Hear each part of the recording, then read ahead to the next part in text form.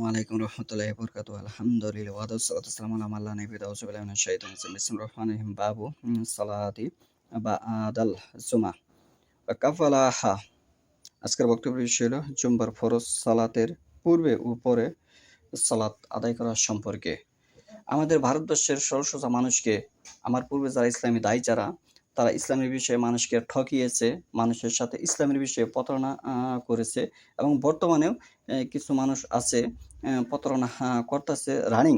কিন্তু সাধারণ আম পাবলিক যারা ইসলাম সম্পর্কে বোঝে না, তারা কিন্তু আসলে ইসলাম থেকে অনেক দূরে তাদেরকে সরিয়ে দিয়েছে এই ইসলামী দায়ী কলাশিপ যারা তারা। কিভাবে দূরে সরিয়ে দিয়েছে সেটি এখানে আমি উপস্থাপন করব। عن عبد الله بن عمر أن رسول الله صلى الله عليه وسلم كان يصلي قبل الظهر ركعتين بعدها ركعتين بعد المغرب ركعتين في بيته بعد العشاء ركعتين وكان لا يصلي بعد الجمعة حتى ينصرف فيصلي ركعتين। আমি যে হাদিসটা তালাত করি সহিহ বুখারী প্রথম খণ্ড অধ্যায় পর্ব হচ্ছে 11, অধ্যায় হচ্ছে 39, হাদিস নম্বর হচ্ছে 937। আব্দুল্লাহ ইবনে উমর রাদিয়াল্লাহু হতে বর্ণিত, আল্লাহ রাসূল সাল্লাল্লাহু আলাইহি ওয়াসাল্লাম জোহরের পূর্বে 2 রাকাত ও পরে 2 রাকাত, মাগরিবের পর নিচের ঘরে 2 রাকাত এবং এশার পর 2 রাকাত সালাত আদায় করতেন। আর জুম্মার দিন নিচের ঘরে ফিরে না যাওয়া পর্যন্ত সালাত আদায় করতেন না, ঘরে গিয়ে 2 রাকাত সালাত আদায় করতেন। স্পষ্ট হাদিস।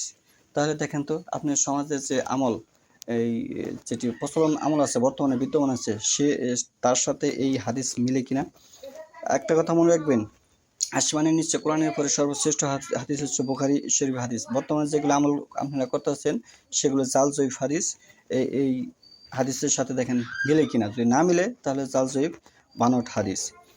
এখানে আধুনিক প্রকাশনীয় বুখারীর 1884 নং হাদিসের টিকায় লিখেছেন, জুম্মার আগে ও পরে 4 ও 2 রাকাত সুন্নত পড়া বিশুদ্ধ,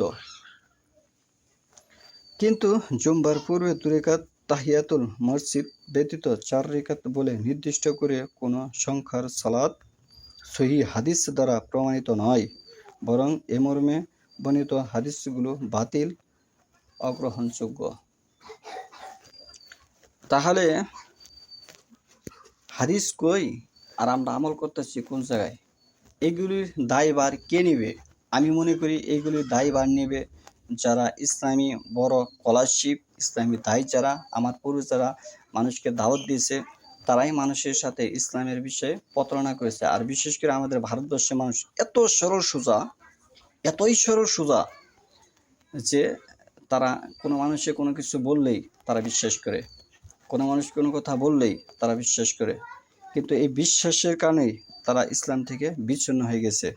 যেটি বর্তমানে জুম্মার সালাত যেভাবে প্রচলিত আছে, বিশেষ করে এই গোঁড়ামিটা চালু হয়েছে আমরা মাযহাব মানার কারণে, যে আমি শাফি মাযহাবের, রফেদানি মাযহাব, আহলে হাদিসের মাযহাব, সালাফি মাযহাব, আর আপনি হানাফি মাযহাব, আরেকজনা মালিকি মাযহাব, আরেকজনা হাম্বলি মাযহাব।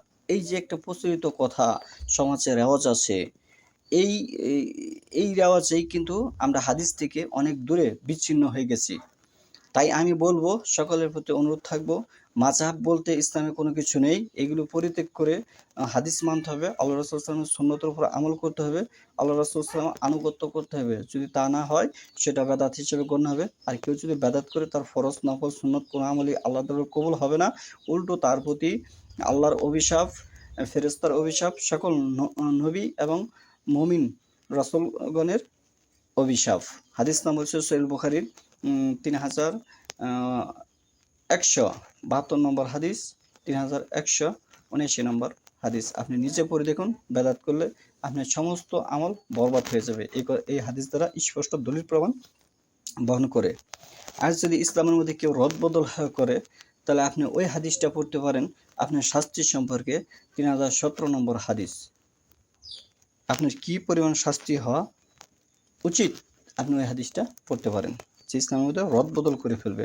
হাদিস বিদ্যমান থাকা সত্ত্বেও সে হাদিসকে মানতে গোঁড়ামি করবে, কারণ তার ব্যবসার আঘাত লাগবে। একটা কথা মনে রাখবেন, ওই ব্যক্তি আপনার শত্রু হবে যখন আপনার কোনো কথা তার স্বার্থে আঘাত লাগবে, তার ব্যবসার মধ্যে প্রভাব পড়বে, তখন আর আপনি তার কাছে ভালো পাত্র নয়। আপনি তার কাছে কি, আপনি যত বড় ব্যক্তি হন না কেন, আপনি যত ডিগ্রি থাকুক না কেন, যখন আপনি কোনো ব্যক্তির হাদিসের খেয়ানতটা কেউ ধরিয়ে দিবে যে হুজুর আপনি তো হাদিসের উপর আমল করতেছেন না, দেখেন সই হাদিসে এইভাবে এসেছে, আপনি তো আমল করতেছেন সেভাবে, যখন এটা কেউ ধরিয়ে দেবে তখন দেখবেন ওই হুজুর ওই ব্যক্তির সাথে আনচান করতেছে, ঝগড়ায় লিপ্ত হচ্ছে, যে ভুলভাল বোঝাচ্ছে, ওটি জাল হাদিস, সে বলবে যে বুখারী হাদিস নাকি জাল। সে কত বড় মায়ের বেটা, বুখারী হাদিস জাল জাল ধরে, এমন কোনো মায়ের বেটা পৃথিবীর মধ্যে জন্মই হয়নি। আসমানের নিচে কোরআনের পরে শ্রেষ্ঠ হাদিস হচ্ছে বুখারী, সে বুখারী হাদিস জাল প্রমাণ করবে।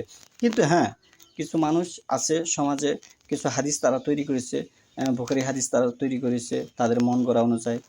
এই সমস্ত কিতাবই মোটামুটি তাদের মন গড়া অনুযায়ী তারা কিতাব বানিয়ে নিয়েছে, সেটা ইন্টারন্যাশনাল হাদিস নয়। যেটা ইন্টারন্যাশনাল হাদিস সেটা কিন্তু জাল প্রমাণ করার মতো এমন কোনো মায়ের বেটা পৃথিবীর জন্ম হবে না।